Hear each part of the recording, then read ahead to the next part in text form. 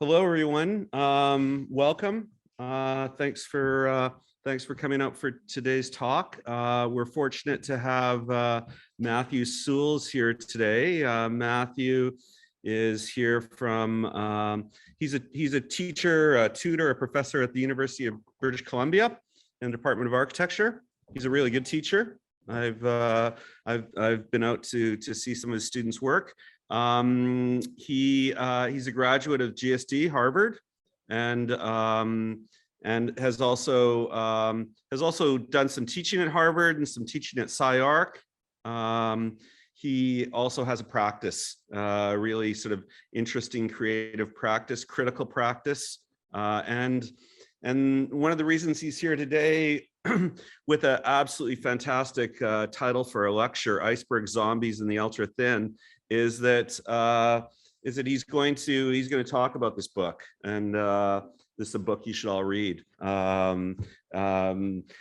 It's oftentimes that architects really aren't prepared to talk about difficult topics and difficult issues, and we tend to sort of stand shy of things like politics and finance and the stuff that really is the stuff that has a huge impact on how we work as architects. And Matthew's not a shrinking violet. He's a brave one. And so it's really unfortunate that Matthew's not in Winnipeg. Hopefully he will be soon enough, but he's here with us for the day and for the afternoon, and welcome to Winnipeg, Matthew. Thank you so much. Thank you, Neil. Thank you so much for that introduction, and it's a really great pleasure to be with you all today. I really appreciate the invitation and the opportunity. And I know, Neil, you've come out to UBC and been our guest, and I know you're a fantastic teacher, and I've been on a review of yours virtually last year. So it's great that we have this exchange. So thank you. Just want to start by saying I am speaking to you from Vancouver, the Kitsilano neighborhood of Vancouver, which is the traditional territory of the Musqueam, Tsleil-Waututh, and Squamish peoples. And as Neil said, I'm going to be speaking today about a book that came out earlier this year with Princeton Architectural Press called Icebergs, Zombies, and the Ultra Thin: Architecture and Capitalism in the 21st Century. And really, capitalism in the 21st century is dominated, I argue, and others argue, by a specific mode of capitalism, and that's finance capitalism. So my book is really an examination of architecture operating as an instrument or asset within finance capitalism. So finance and its associated practices have been around since the inception of capitalism, but different thinkers have positioned and conceptualized finance capitalism in varying ways. So, for instance, the Italian economist Giovanni Arrighi conceptualized capitalism in this way, and that there was 4 hegemons of capitalism that we see here, each defined by their major city. So Genoa, Amsterdam, London, and the current kind of hegemon represented in the city of New York. So he sort of argued that capitalism could be understood as these hegemons rising into power and then fading away, and new ones rising and fading, right, in this kind of cycle. And interestingly, he described the kind of material accumulation of being associated with the rise of the hegemon, and then in the collapse, kind of paradoxically, what he called a financial expansion. So this kind of period of financialization. So from Arrighi's point of view, we are currently in the phase of the financial growth of the New York hegemon, which amounts to its decline. Now, another thinker is Kostas Lapavitsas, the Greek economist, who sees finance in relation to capitalism a little bit differently.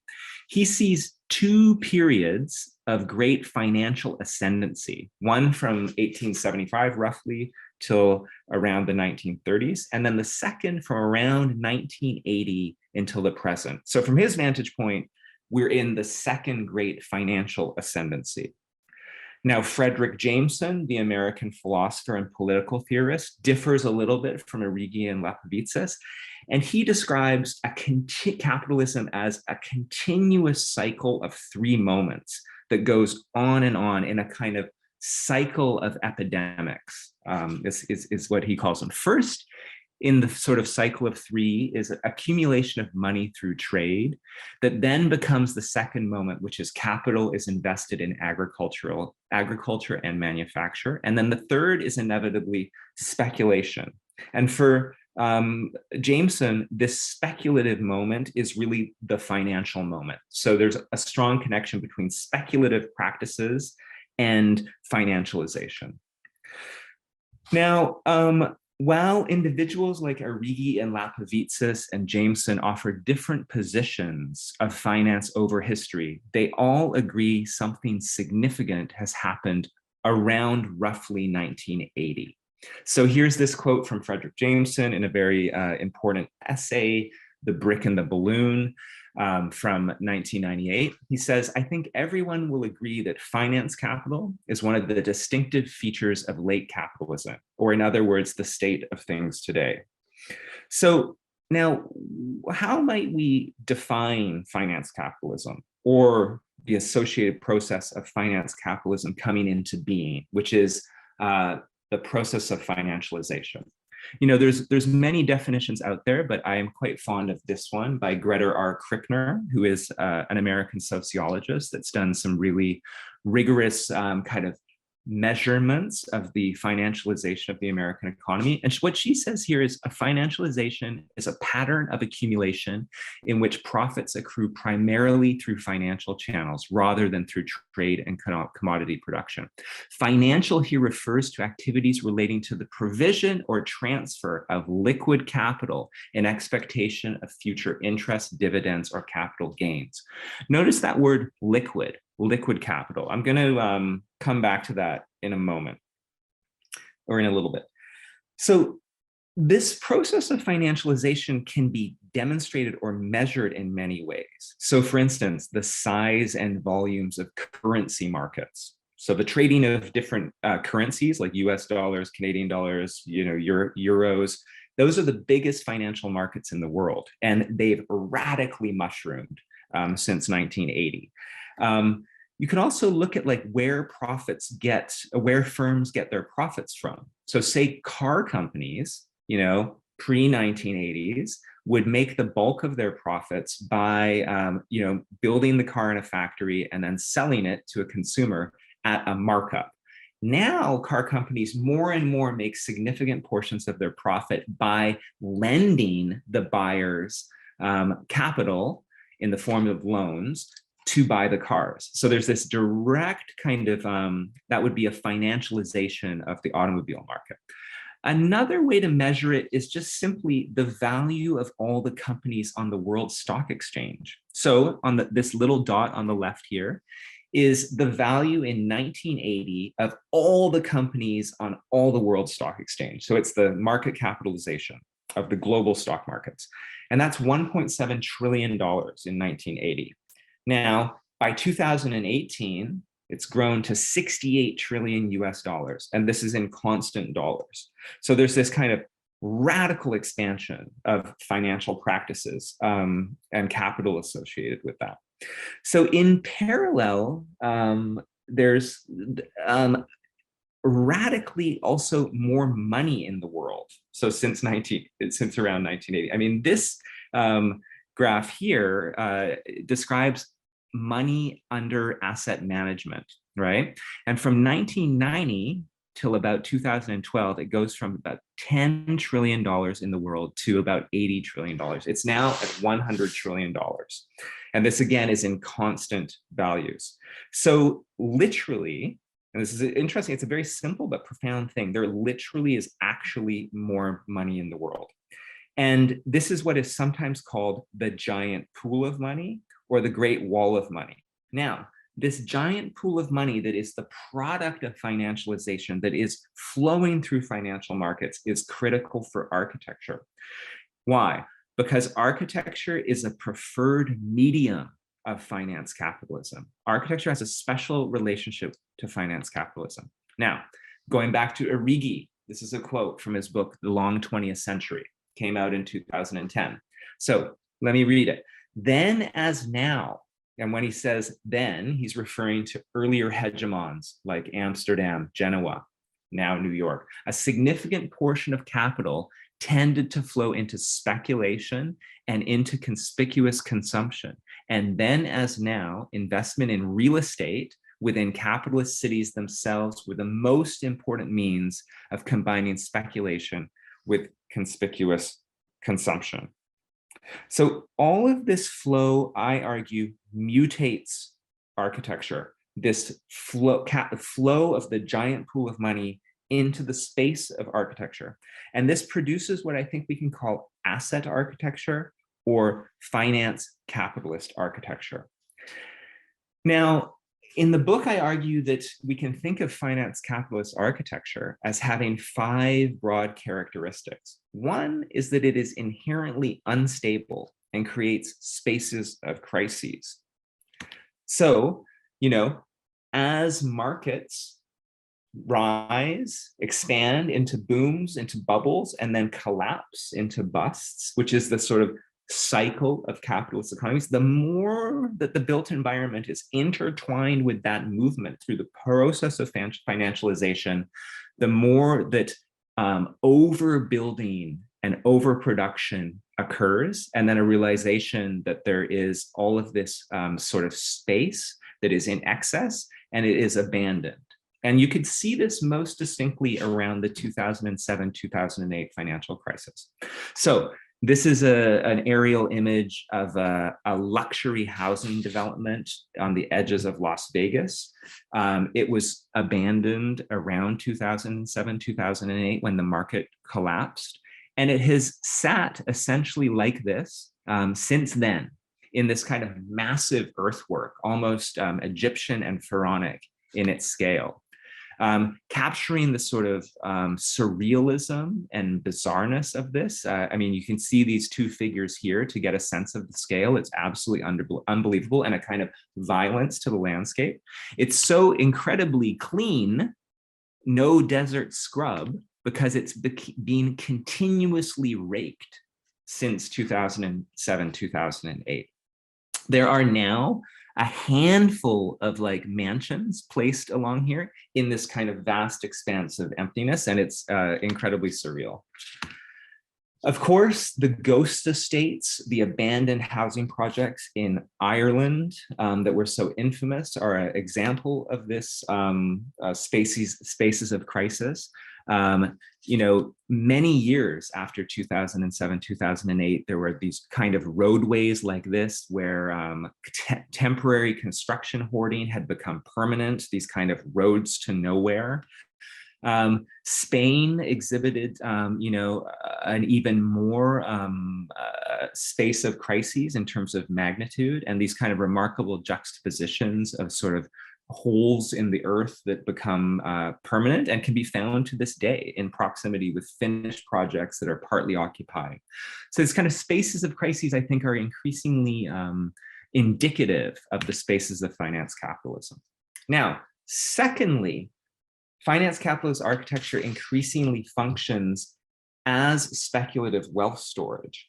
So that the physical forms of architecture are called upon to absorb more and more of that giant pool of money. And this means that things literally, typologically, and morphologically mutate and change. It's directly spatial.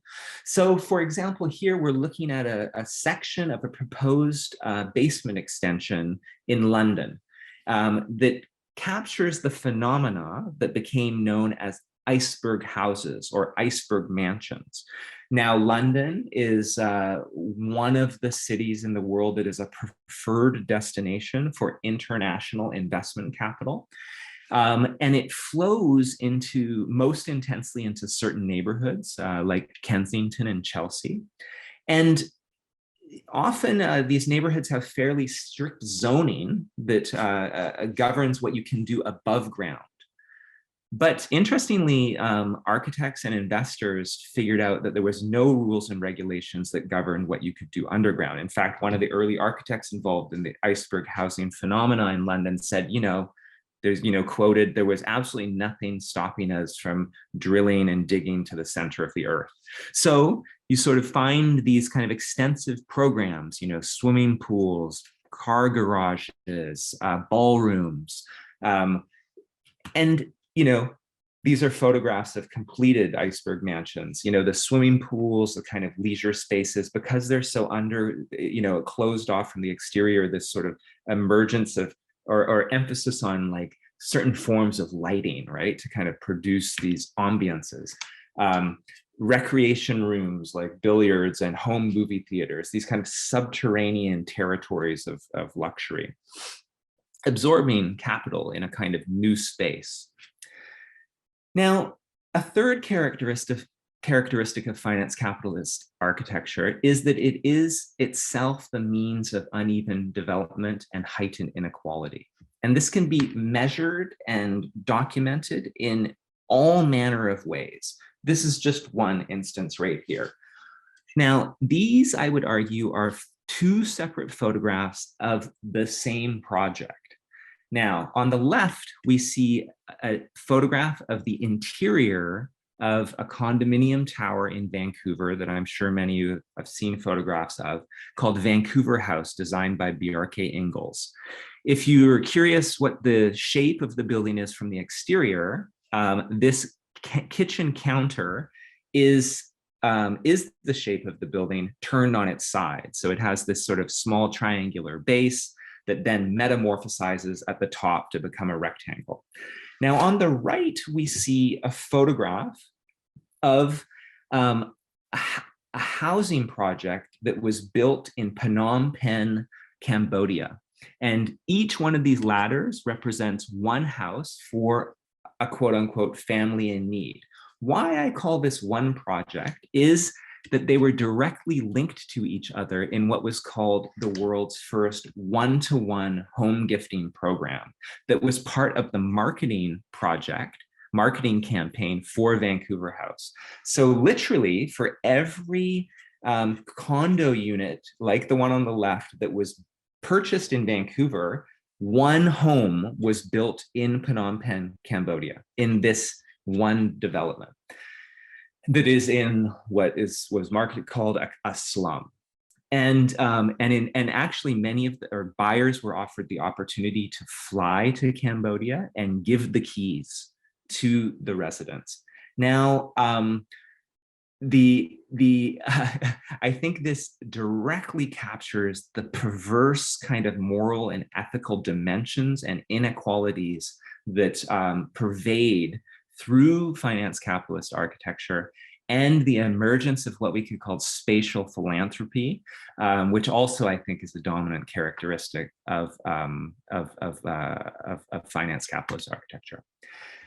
Now, number 4 is that finance capitalist architecture has a simultaneous propensity for being highly iconic and extremely standardized. And this can be witnessed in all manner of ways. So for instance, here, this is in Torreviejo, Spain, where you see a kind of expansive mass of housing units, self-similar housing units that happen to be heavily invested in by Northern Europeans, that sits in proximity to a Toyo Ito kind of cultural pavilion.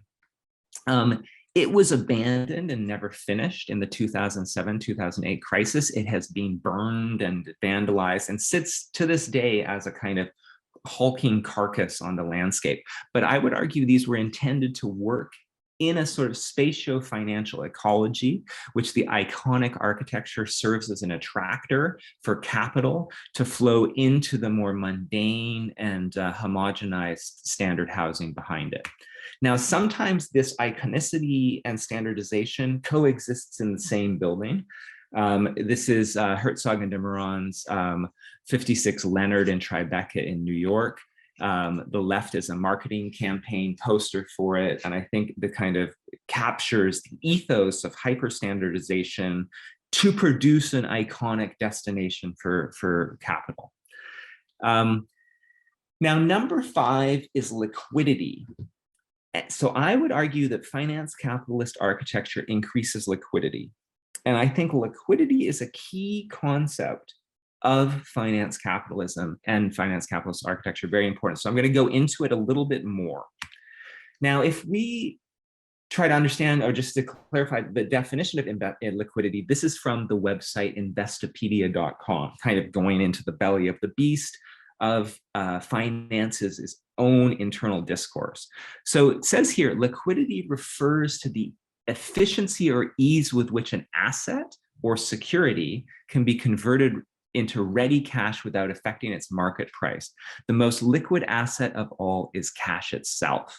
Okay, now interestingly, if you on Investopedia, if you watch the little video of which this is a screenshot of, it helps, the video tries to explain what liquidity is by showing first off what it isn't. And so they're like, okay, to understand liquidity, we'll tell you what it's not, what's not liquid. And this is the prime example of what's not liquid on investopedia.com. And it also on other tutorials, it's very common. It's a piece of real estate, and on it has a piece of architecture. And in this case, you know, it's something that looks like a single family home that can be entered from the ground. It has a pitched roof. It has exterior siding. It has some indication of landscaping and a yard. So Investopedia.com is like, this is totally not liquid. So real estate, totally not liquid. So then I want to think then, if that liquidity can be understood on a spectrum. One end is cash, the most liquid thing of all. You know, a $10 Canadian bill is like every other 10 Canadian dollar bill. It can be handed off radically and easily. At the other end of the spectrum is real estate, totally illiquid. It's very unique, it's big, it sits on the ground. Each building's designed by a different person, has different characteristics.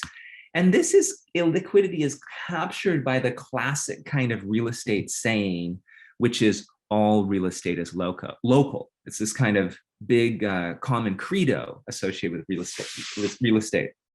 So I would argue that this locality, this local specificity is what makes real estate non-liquid, totally unlike the same dollar bill or $10 bill.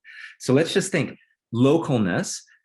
Each city is different from every other city. Each neighborhood's different. Each block's different. Each building is different. It's different because the climate, the weather, the pollution, what are the neighbors like? Is it noisy? What materials have been used in the building? Is it prone to leaking?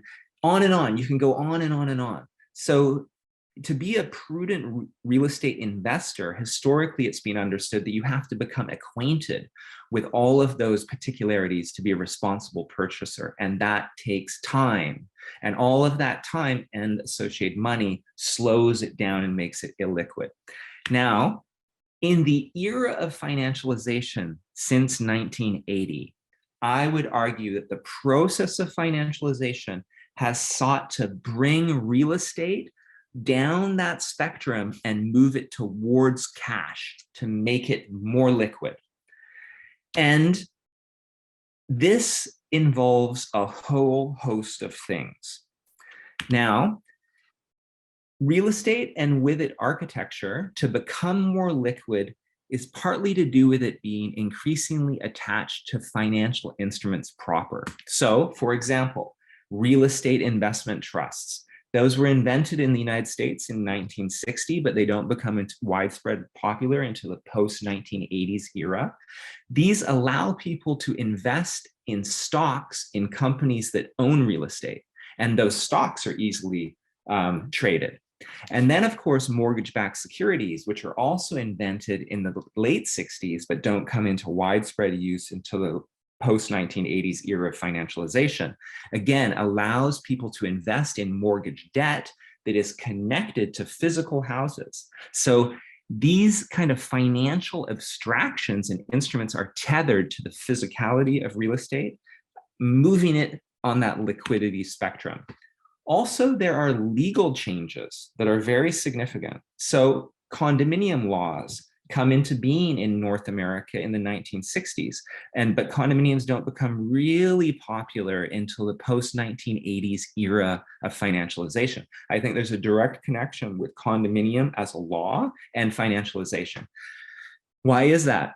Before condominium laws in North America, it was impossible to directly own real estate and therefore increments of architecture that were not directly connected to the ground. That's pretty profound. You could only own a single family house because it was on the ground. So you own the ground that the house sat on and then the house. You could own a row house, a townhome, a duplex, but those were all directly connected to the ground. You could own an entire multi-unit building, 20 stories, 30 stories, 40 stories, and rent all those units out, but you couldn't own a unit directly. You could have shares in a co-op that owned a multi-story building and use the space by mutual agreement on the 10th floor, but you didn't directly own it. Condominium laws allow for the first time someone to own a space of architecture in the sky. And I think that's very important for the kind of movement towards liquidity and the delocalizing of architecture. So also associated with this is the very simple phenomena of the emergence of global real estate brokerages. Simple but profound, didn't exist before. They start to come into being in 1975 and accelerate in the post-1980s era of financialization. And this allows a kind of ease of buying and selling assets of real estate and architecture globally that just didn't exist before. This is all taking place within the emergence of what is called property technology. So and that starts in the 2000s and starts to accelerate all of this. Very simply, Airbnb is a piece of profound property technology that has radically changed how people own and invest real estate. In real estate and architecture. And you can go on and describe like Zillow in the United States, which allows cross comparisons, instant mortgage quotes, and mortgage approval on a cell phone, mobile. It's facilitating a rapid kind of investment in real estate and therefore architecture. But all of this has as part of it the physical form of architecture. So these are all these things, laws, financial instruments, global brokerages, and property technology are working in tandem with changes to the physical form of architecture to move it all on the liquidity spectrum down towards becoming closer to cash. Now, here I describe 5, the forms of finance, right, that are all about increasing that liquidity. And here there's 5 of them. Number 1, iceberg homes, which I touched on earlier. The kind of financial icons, which I touched on earlier, number 5. But these other 3 we've yet to discuss. Number 2, what I call ex-urban investment mats, which are really self-similar housing units that cover vast expanses of horizontal territory. Now, we could find examples of this kind of housing, going back quite a ways to, let's say, Levittown and all the avatars of Levittown. But I would say in the era of financialization, this gets supercharged and intensified to produce kind of almost like a standardization and a scale that is itself more like currency. So like large numbers, by the way, literally expand the number of assets in a market, making a market more liquid. So these take on increasingly gargantuan dimensions, taking up huge amounts of territory across the planet.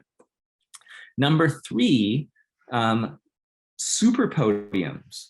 So, ever since there's been things to put on a podium, there's been podiums. So it's not unique. A podium is not unique to the era of financial capitalism, but I would say in the era of financial capitalism, they start to take on gargantuan dimensions and more significant kind of roles in contemporary urbanization. So by locating towers of condominium units on top of podiums, I argue there's a kind of literal delocalization by pulling the assets onto a new invented plane that is a plane of exchangeability that allows, I think, again, a heightened degree of liquidity. Now, here are some sort of examples very quickly. This is an increment of an ex-urban investment mat in Las Vegas. And what happens is they sort of pop up and more pop up and then cover huge expanse of territory. Notice how closely packed these increments of investment are. This is in the Mediterranean coast of southern Spain. In this case, self-similar homogenized units flowing over a complex topography. But nowhere is this seen in more extreme terms than in Mexico. This is San Buenaventura on the edges of Mexico City. Literally 20,000 almost identical units. Very interesting to trace how the money has flowed into these. Wall Street firms heavily invested in this work. The largest production of housing in the history of Latin America, and by most accounts is a total disaster. But hyper financialized. I think it's not an exaggeration to call these increments of housing mortgage producers. They were explicitly aimed at low income people that were not within the private housing market to be pulled in. And they're in places that are not close to jobs, have poor public transportation, and are really inhuman. This is another, they're all over Mexico, the country. This is in Baja California, Ensenada. These are some quote unquote backyards of these ex-urban investment mats, this case in Durango. Example of super podium that can be found, they can be found all over. Vancouver has no shortage of them. This is Zorlu Center in Istanbul, a roof plan. The 4 condominium towers that sit on top of it are indicatively shown here as white voids sitting on top of this sort of vast undulating kind of surface, protecting the assets from the city below. And here you see the kind of Istanbul below and this kind of privatized, you call it plain, with the units of investment sitting above. Depending where in the world these are, they take on different characteristics. This is Icon Brickell in Miami. So condominium units rising above a vast kind of leisure plain with these kind of huge pools. But again, a kind of elevated new ground plane in the sky, delocalizing what sits above it. Now, of course, very slender towers are a huge portion of this story, and hence the term ultra thin in the title of my book. So here we're looking at a kind of sampling of residential towers, residential buildings in New York City. And I think it really is the case that if you look collectively in cities, there has actually been a march towards increased height and increased slenderness. And you know, this is not something that's a kind of necessity of how we develop. I mean, there's deep ideological things happening here. And I think the morphology and search for, or quest for thinness is directly connected to moving architecture on that spectrum towards cash-like liquidity. On the right here is 111 West 57th, which is the most slender building in the world, has unbelievably a 1:23 slenderness ratio. And amazingly, I mean, it's a huge building, right? It's the world's second tallest residential tower, but it only has 58 units in it, right? So that's because all the units are either one entire floor or take up 2 or 3 floors, right? Here's the cross section. Amazing, amazing. Now, I would argue that this is a kind of zenith of finance capitalist architecture. You know, what we see here is a kind of radically simplified unit high in the sky, right? So it requires minimal security and maintenance at the scale of ownership. It has a single controlled access point.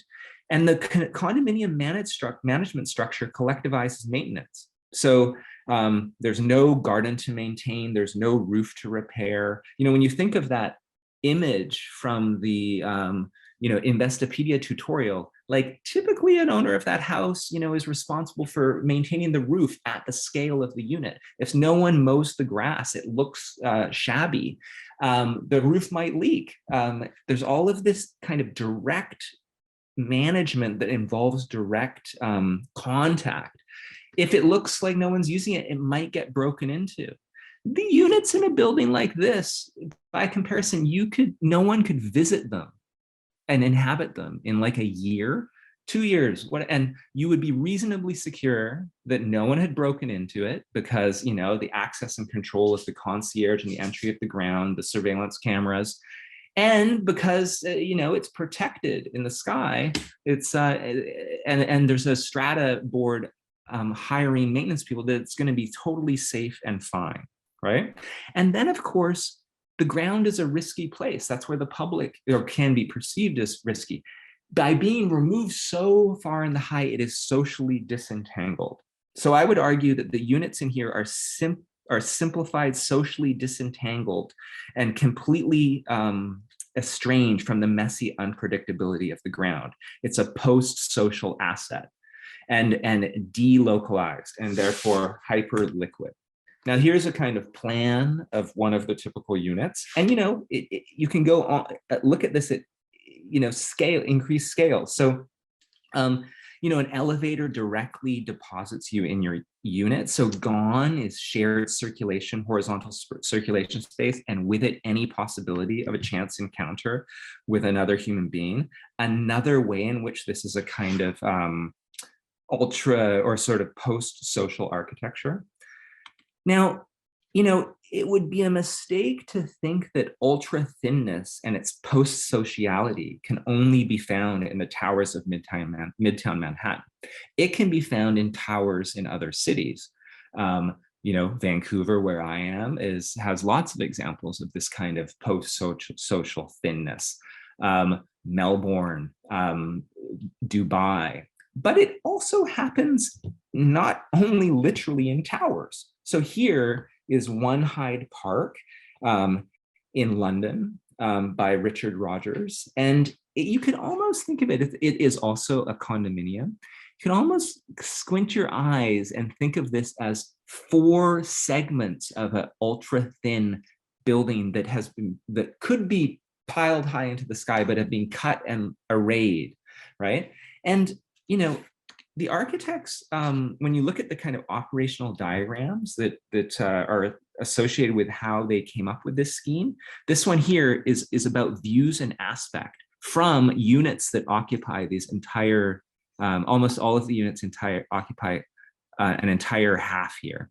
And everything is about, you can have this unit and you will never see, because of the angles and the screens on the elevation, never see the neighboring forms. You will be completely in isolation. And again, there's individual elevators that deposit you directly in your units. So this is a kind of different avatar of this kind of post-socialized ultra thinness, I would argue.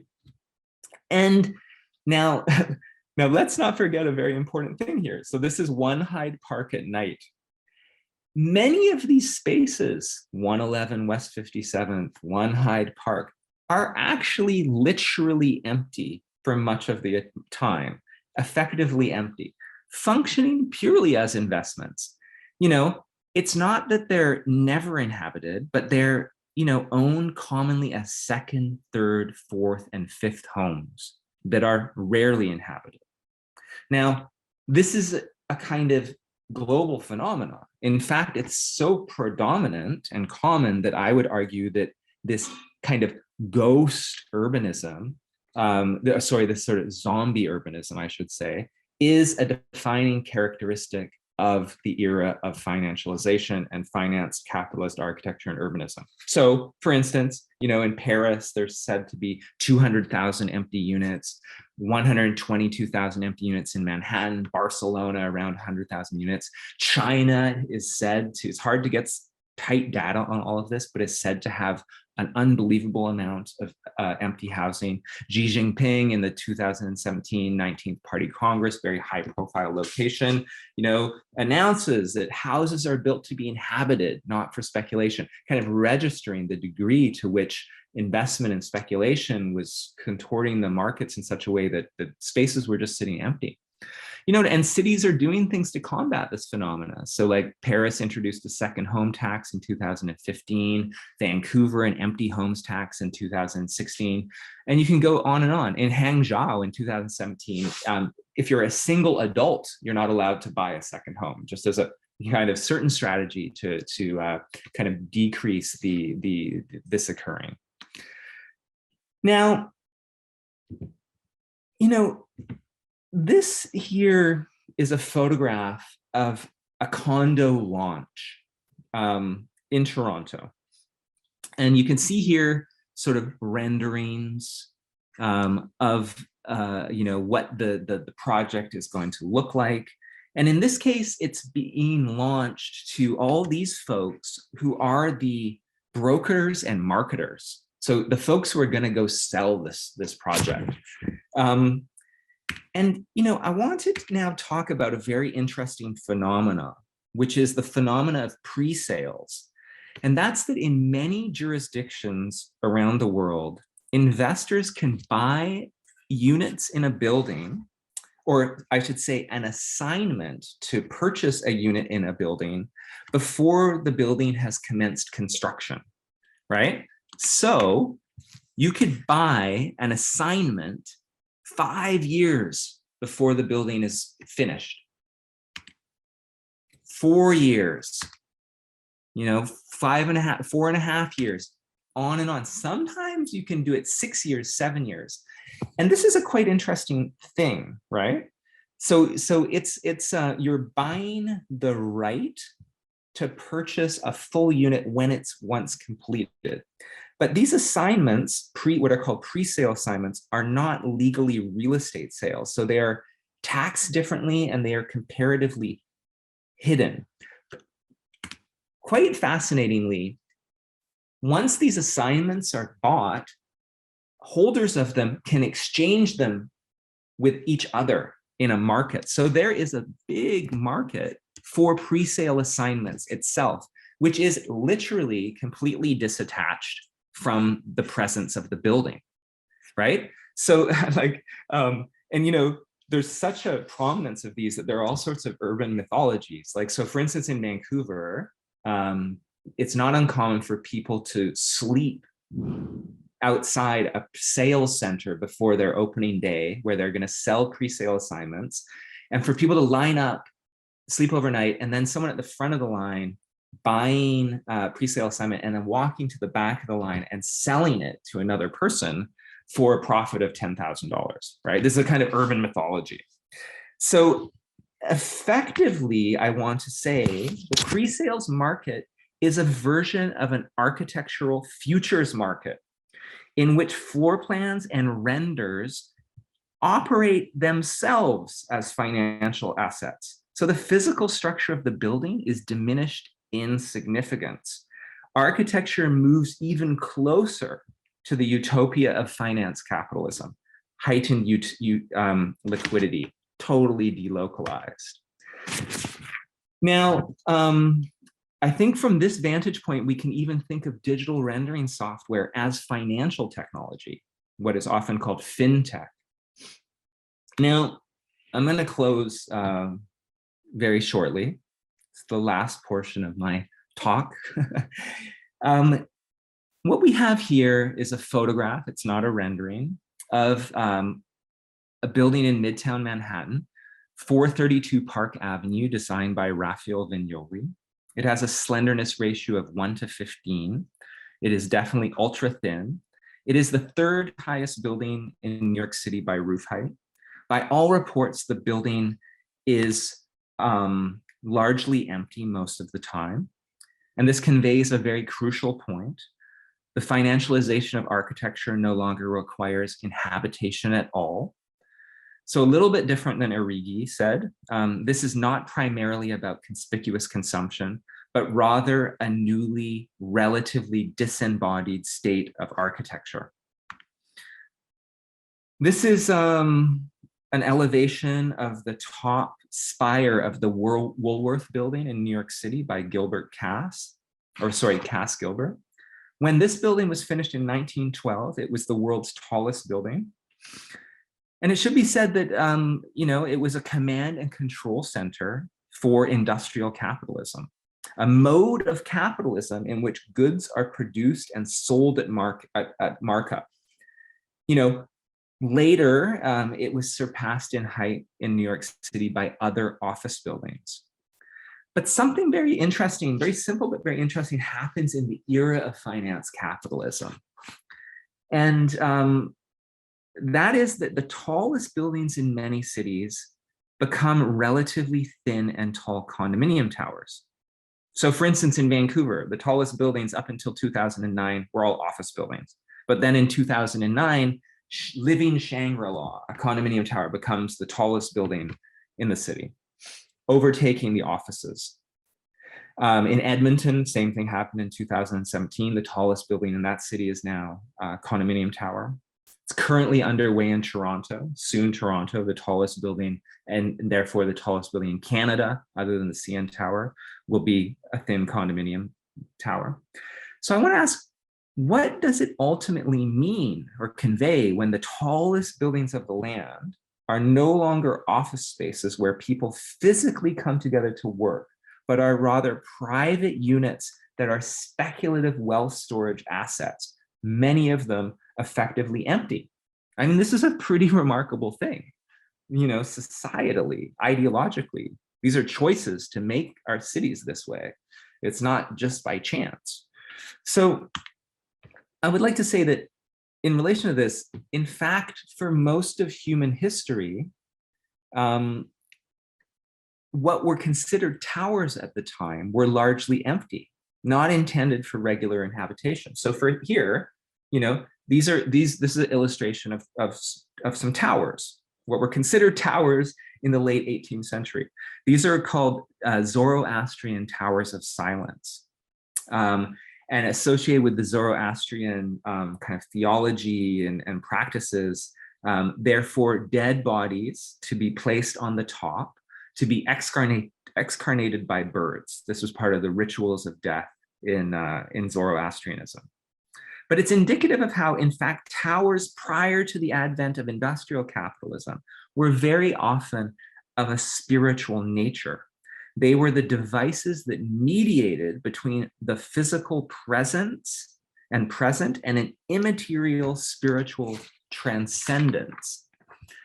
Now, Walter Benjamin, the German philosopher, has said, I quote, "Capitalism is a pure religious cult, perhaps the most extreme there ever was." This is my last image. Now, this is a prominent rendering that was part of the marketing campaign for 432 Park Avenue. I find it truly remarkable. The empty bathtub calls forth the body, the naked body, the totally alone body, the socially disentangled body. The body of finance capitalism, isolated, entirely private. Yet the emptiness of the bathtub also emphasizes that the body isn't even a requisite. Now, Reinhold Martin, the American architectural historian, has used the term real virtualities. I think what we're seeing here in projects like this are the making of real virtualities for the dominant spiritual practice of today. And this is a condition where the sheltering corporeal function of architecture is de-emphasized to allow it to operate optimally as a preferred medium of finance. All right, that's the end.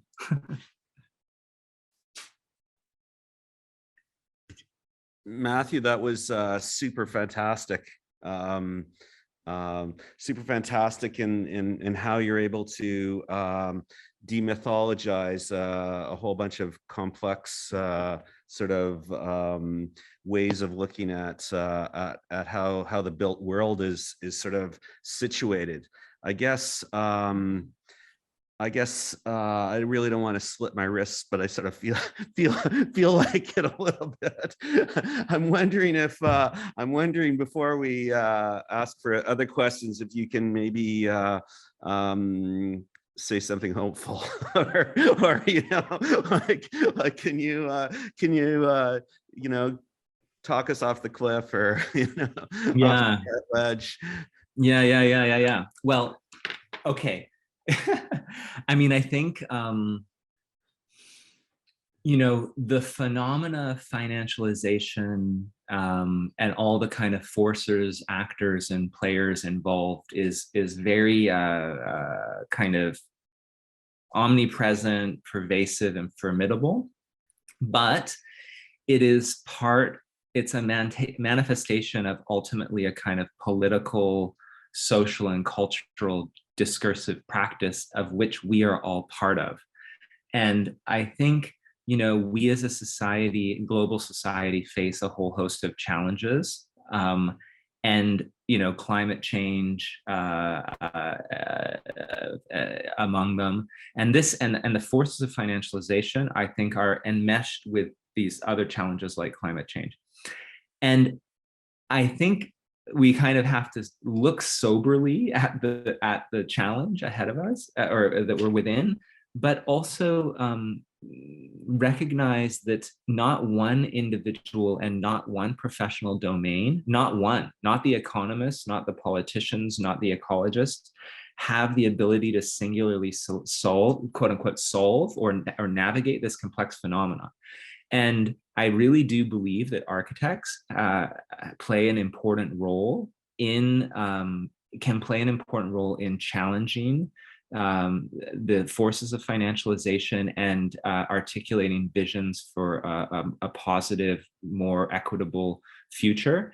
And I think there's a lot of reason for enthusiasm and optimism. And there are architects that are working on this and doing great work, and striving for more equitable housing conditions, more affordable housing conditions. And you can find really fascinating and wonderful examples in most cities.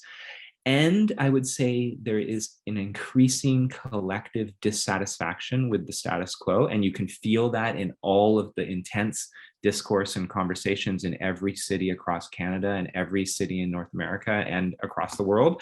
And there's lots of great things happening. And I think if we can recognize those things more, stare the problem kind of soberly, that we can work for positive change, And I think, we know as architects, we can't solve climate change alone, but that doesn't stop us from learning all about ecological systems and material usage and energy expenditures associated with buildings.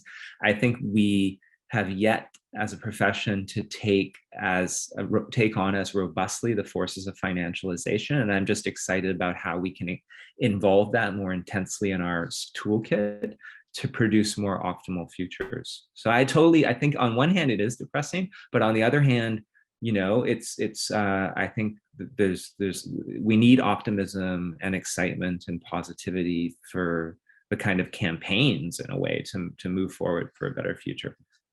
Fantastic. There must be some questions by attendees. Does anybody want to put up their hand? Or does anybody want to turn their mic on and ask a question?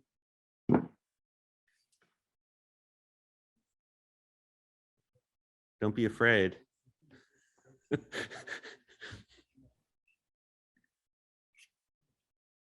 Oh, there's Ray Bridgman. Okay, great. I really enjoyed your presentation, Matthew, and I put a question in the chat. Yeah, I'm just seeing it right now. Want me to, maybe I'll read it. So you wrote, I'd be interested in hearing what comments you may have on the financialization of virtual real estate and architecture in the metaverse and the multifaceted design potentials for architects. This is a really interesting question, Ray. Like, I think, well, let me say that I think my sense and description of the pre-sales market and how, like, the pre-sale assignments are tethered to, I mean, are facilitated through renderings that are produced with digital models that exist ultimately as zeros and ones. And that is lubricating the pre-sale possibility. But it's still, of course, tethered to the eventuality of a physical thing being built. But I'm kind of interested how, like, it's 5-year gaps, 6-year gaps, 8-year gaps. Like, in a way, conceptually, there's no reason, I don't think, why the gap couldn't extend to 10 years, to 20 years, to 30 years, technically speaking. And then you start to think, oh, well, what about then, like, you don't even need the physical space. And then, of course, then we say, well, isn't that what's already happening in the metaverse? So I think there's a kind of, like, if we think of this sort of spectrum of liquidity, I think the metaverse and the enthusiasm and intense activity that's happening on that front right now, and architecture's involvement, is that there is a severing between that kind of increasingly tenuous tethering that the kind of real estate has. So I think, like, the metaverse is absolutely, from my mind, a really important front on this process of financialization. And I mean, it's interesting to me, like, how, I mean, the biggest champions and actors within the metaverse are entirely driven by speculative investment practices. Of course, I mean, there's many actors and agents doing things there, but the dominant forces are all about financialization and profit and speculation. So I think there's actually, in the same way that there's a lot of opportunities for architects to act in physical space in ways that challenge the forces of financialization. I actually think inside the metaverse, there's also a lot of work to be done. We're kind of reproducing all of the stuff in a more intensified means. But I think, like, NFTs, I mean, the kind of NFTs and cryptocurrency, like, there's a portion of my book where I talk about, so there's Decentraland, which is an important kind of component or aspect of the metaverse, which is a kind of cryptocurrency facilitated distributed ledger space, and people are, of course, buying and selling virtual real estate in a way that it's all about the profit. Good question. Lots of things to think about on that. Hey, Ryan. Hello, thanks, Matt, for your this really fantastic presentation. I was wondering if you could offer a little bit of insight regarding the, let's say, degrees of success that the political instruments, such as the different taxation structures and things like that, that are sort of have been produced as I guess, counteraction of the financial instrument, and maybe then the relationship between the role of political instruments versus financial instruments. Great. So from my knowledge, I mean, it should be said that this is an incredibly dynamic topic, in the sense that, like, it's changing. I mean, it's possible to trace and describe global phenomena and global tendencies. But of course, we need to recognize that it also is something that has very unique local particularities when it comes to rules, regulations, and practices in local cultures. So you can trace similarities between, say, what's happening in Toronto and Melbourne, but they are also different. And yes, and there's like, it's moving so quickly in many ways, so it's always shifting. To my knowledge, the kind of taxation strategies and rules and regulations to combat zombie urbanism have not been like, they've not resolved the problem this way. Like they often are, the amount associated with them is often a relatively small amount, like that the literally the amount of tax to be paid, that for a certain sector of users or investors, it doesn't do much to dissuade people. And there ultimately are lots of loopholes and ways to get around it, and it's not something that's like carefully audited in many instances. So to date, they haven't been hugely effective. And also, I mean, New York City, you know, certain places have tried to do things like you know, Paris and whatnot, but certain jurisdictions have tried to enact these kind of taxes, and they've met with lobbying resistance from the real estate and development industry. So, for instance, New York has debated this in their you know, elected assemblies, and it's so far being struck down. And the story, you know, I haven't looked into the close minutiae of this, but the story is that the lobbying efforts have won out against it thus far. I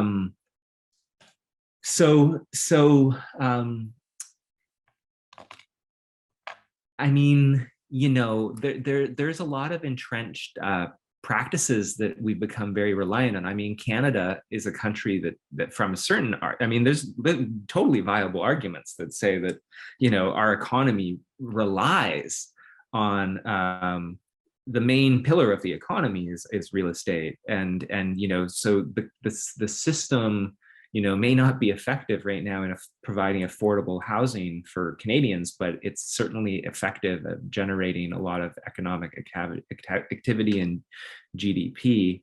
So I think there's a really complex relationship between kind of the political movements and the financial business practices. I hope that answered some aspect of your question. It's a complex question. Yeah. Thanks, Ryan. Yeah, We have a thank you. couple more questions from Ted and then Terry. Do you want to ask it, Ted? Yeah, well, I mean, thanks for the talk and for doing the work of publishing a book and writing the book and assembling this and framing it in ways that are geared towards architects and urbanists, you know, generally.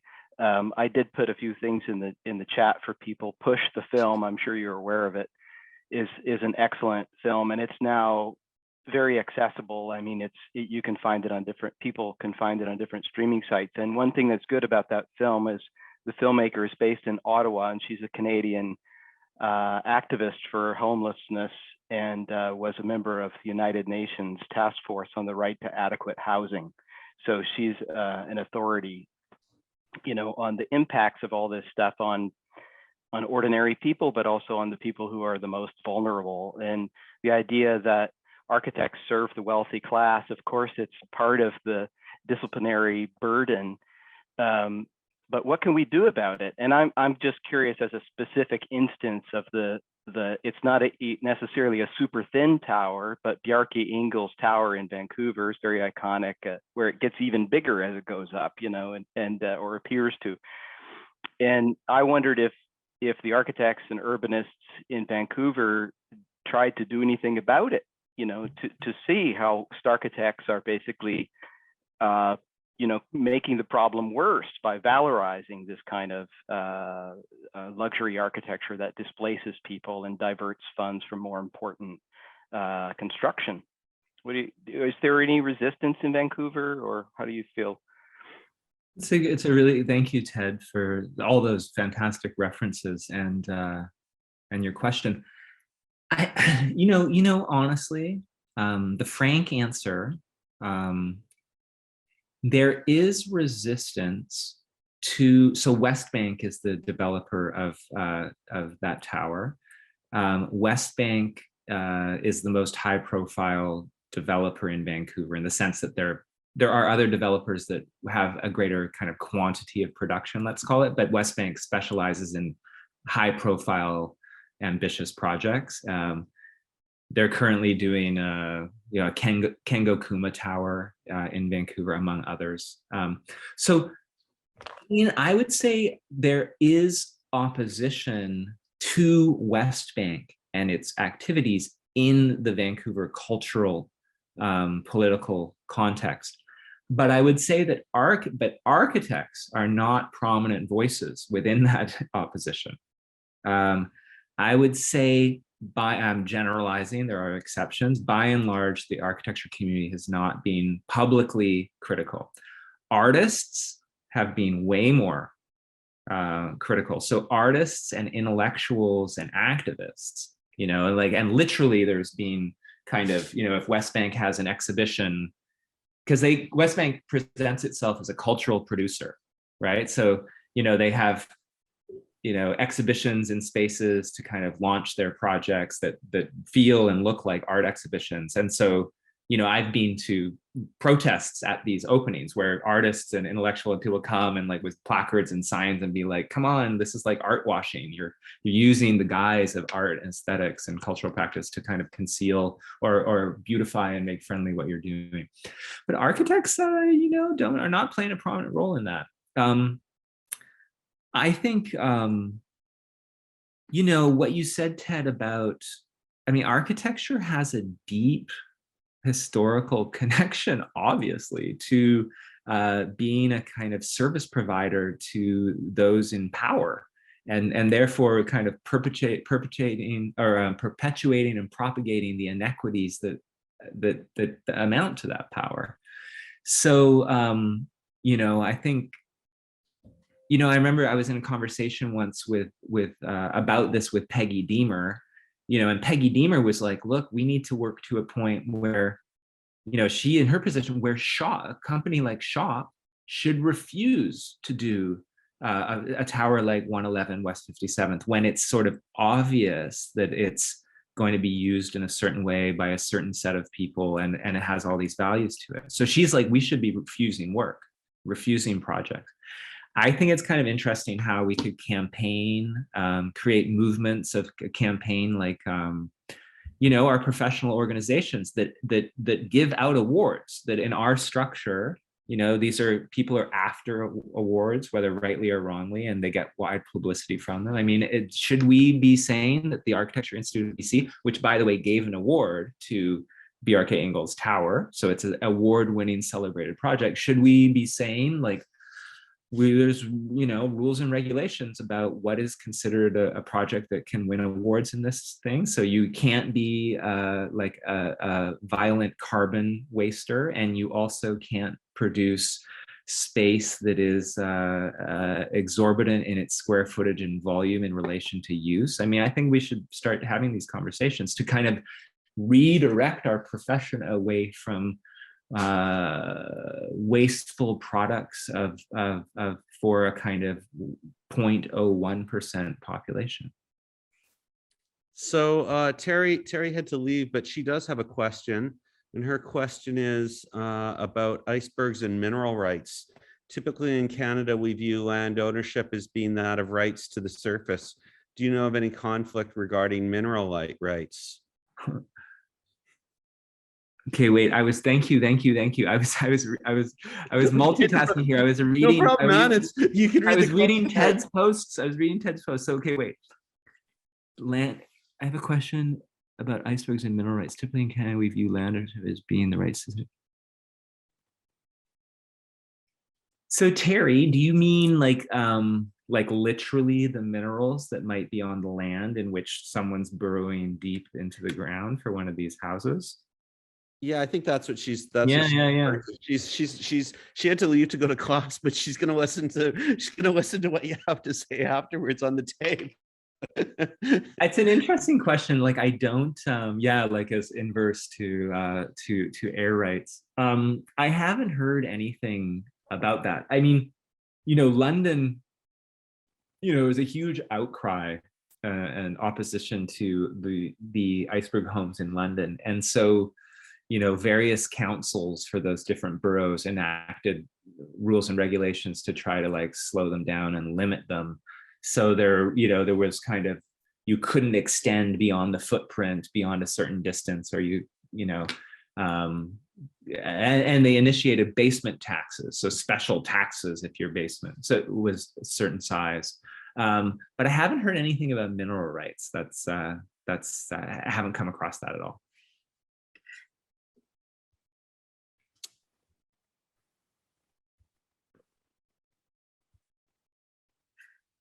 Are there any additional questions? I think maybe people's heads are full, which is a good thing, you know. I mean, I think your book and your research are a tremendous contribution towards sort of a consciousness raising and a consciousness raising of something that we don't necessarily ever think that we have some kind of impact towards or can actually change. But I think your book's empowering in the sense that your book and your talk and your research are empowering in the sense that knowledge gives us strength to be able to, you know, be articulate and why we want to have certain aspects of our city sort of protected and looked after, despite or in spite of whatever systems are in place in the world that are larger systems that we have very little control over. But I think I just want to thank you. Thank you so much, Neil. I really appreciate so much the really great comments and questions and the opportunity to discuss this work today. So thanks so much for the invitation and the opportunity. It's really fantastic.